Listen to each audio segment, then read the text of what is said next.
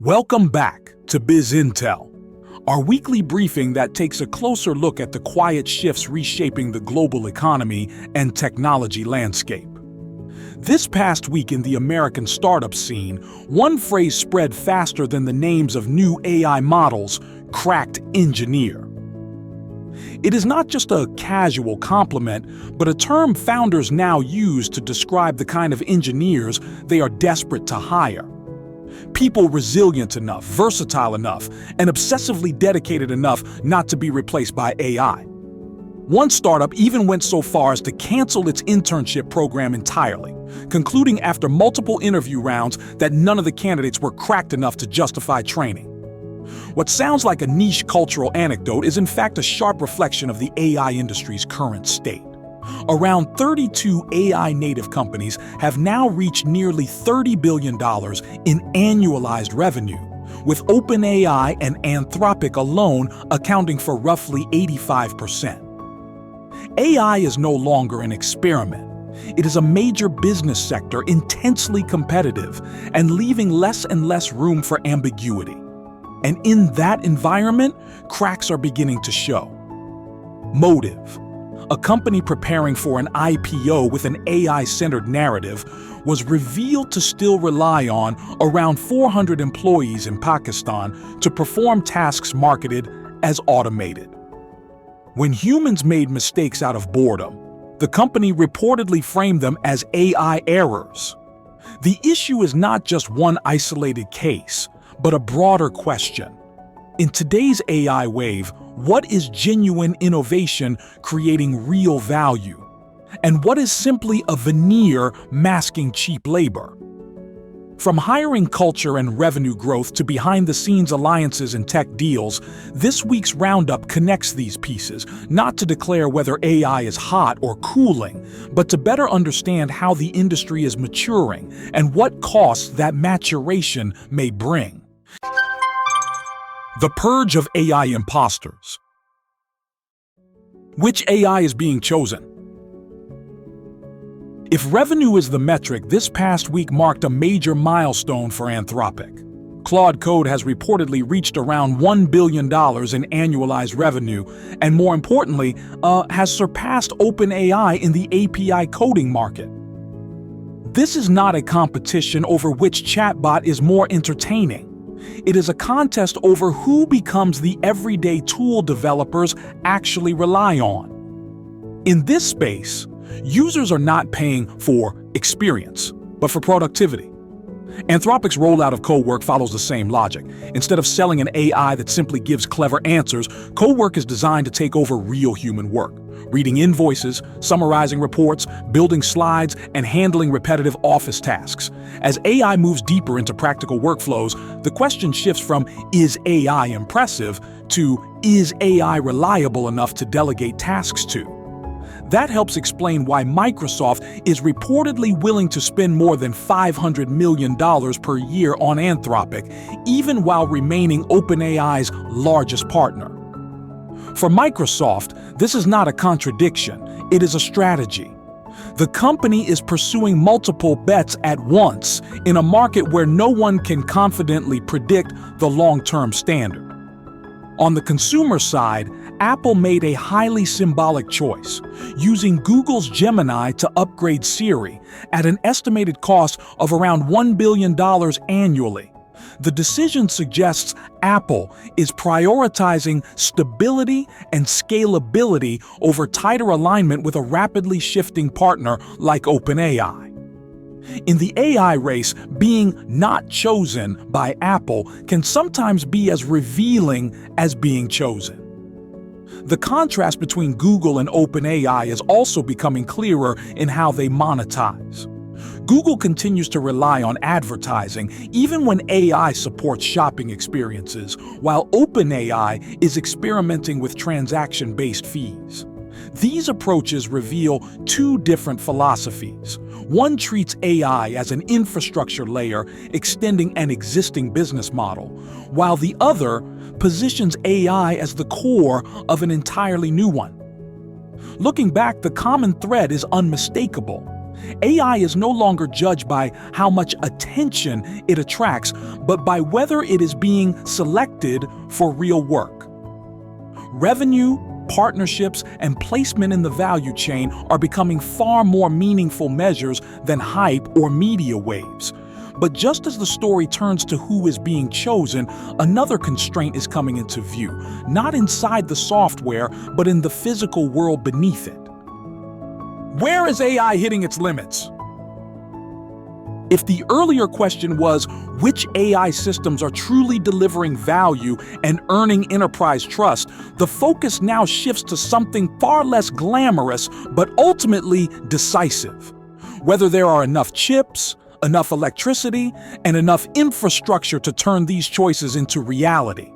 Even TSMC, long viewed as the guaranteed winner in every major tech boom, has shown rare hesitation. CEO C.C. Wei reportedly admitted he is very worried about whether AI demand will prove sustainable, as the company prepares to raise capital expenditures to $56 billion in 2026. For chipmakers, expanding capacity is not only a technical challenge, but a cyclical gamble. Move too fast and you risk stranded assets. Move too slowly and you lose customers. In China, the physical limits of AI are layered with geopolitics. Restrictions around NVIDIA's H200 chips, only purchasable in special cases, highlight that Beijing's priority is not necessarily pursuing the most advanced AI training, but accelerating domestic chip production, even if that means falling behind at the cutting edge. That gap has created space for emerging infrastructure players like neo-cloud providers such as N-Scale. These firms do not promise the scale of hyperscalers, but instead target AI customers who need compute quickly, flexibly, and are willing to pay a premium to avoid delays. But chips are only half the story. The other half is power. Meta has signed nuclear energy agreements totaling more than 6 gigawatts for future data centers. As more data center projects face delays, energy is no longer just a logistical cost. It is becoming the determining factor in how fast AI can expand. Google is making similar moves, investing heavily in large-scale energy projects. The company appears to understand that long-term AI advantage will not only come from stronger models, but from securing stable, expandable power supplies. Microsoft has gone even further, committing to absorb part of the electricity costs for infrastructure partners. It is a sign that the AI race has entered a phase where money, chips, and power are inseparable, and without all three, AI ambition stalls.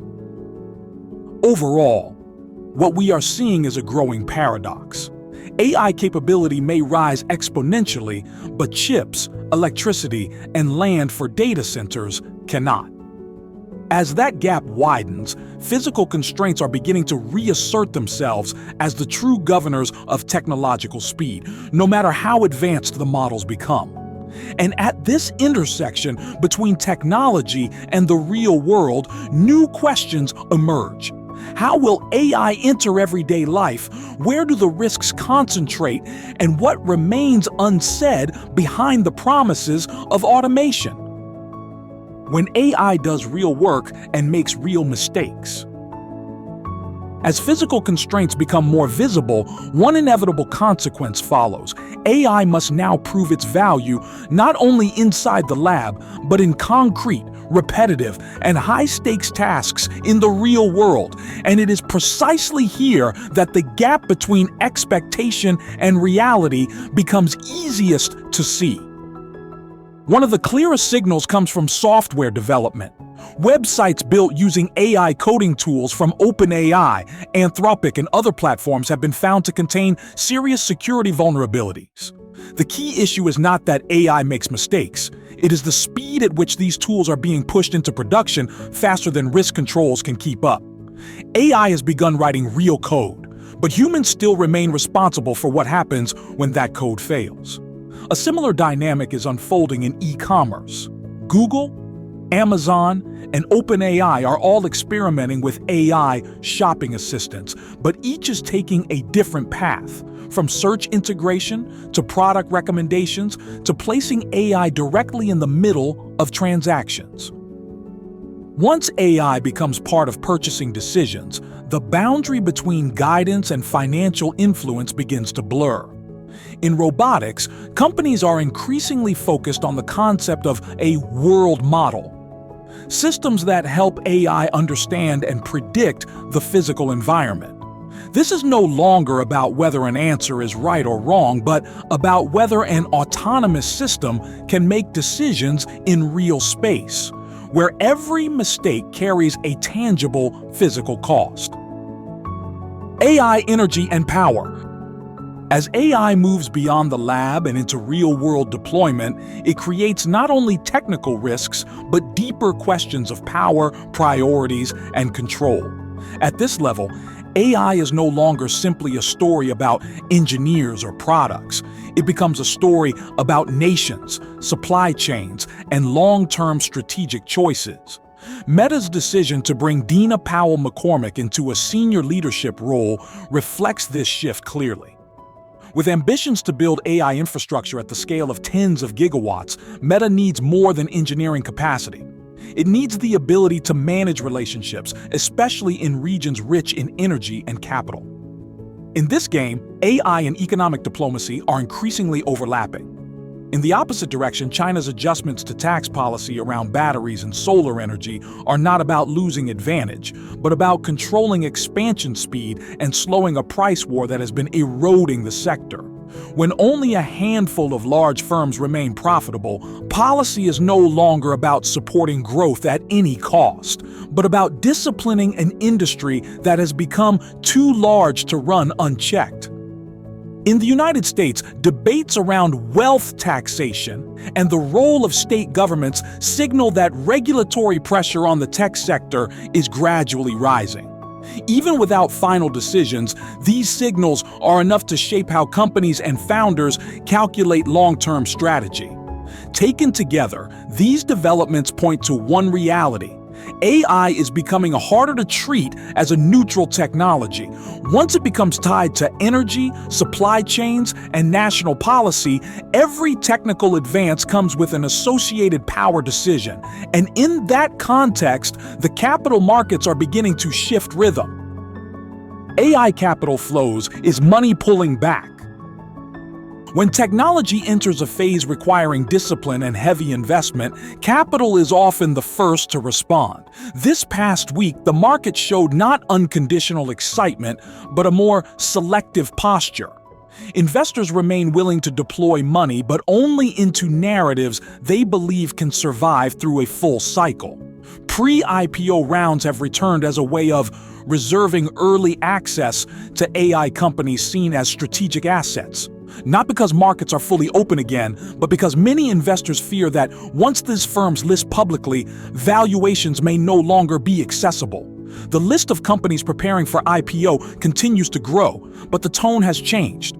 Instead of emphasizing explosive growth, businesses are highlighting efficiency, stable revenue, and near-term profitability.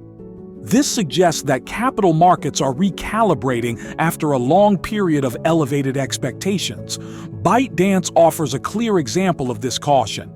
Despite operating products with global-scale user reach, the company is still valued significantly below comparable U.S. tech giants. Geopolitical risk and regulatory uncertainty are no longer secondary factors. They are being directly priced into valuation models. Elsewhere, OneBrief, a defense software startup, was valued at roughly $2.15 billion, equivalent to around 24 times revenue. Such an unusually high multiple suggests that capital is seeking sectors viewed as less sensitive to consumer cycles, even at a premium price. Even financial infrastructure is beginning to adapt. Erebor Bank, a new institution targeting specialized technology firms, was valued at around $4.35 billion before officially opening its doors. Demand for financial entities tailored to the emerging tech era is becoming more apparent. And then there are unexpected turns that force markets to pause and reassess, such as Bitmine investing in a prominent content creation company. As older narratives lose credibility, businesses are increasingly required to retell their growth stories, sometimes in unpredictable ways. A turning point for the AI wave. If we connect all the threads from this week, one theme stands out clearly. AI is leaving the phase defined by promises and entering a phase defined by accountability. From which AI systems are being chosen for real work, to the constraints of chips and electricity, to the risks of AI entering everyday life, and finally, to the growing caution in capital flows, all of these reflect the same transition. AI remains central to the global economy and technology landscape, but it is no longer a story of build first, users will come later. Every decision now carries the accompanying question: who pays, who bears the risk, and who holds control when things do not unfold as expected? Perhaps the question to carry into next week is not which model is stronger, or which company raised more money, but this. In a world where AI is increasingly tied to infrastructure, energy, and power, which companies will have the discipline to endure for the long run, and which names belong only to a passing moment of enthusiasm?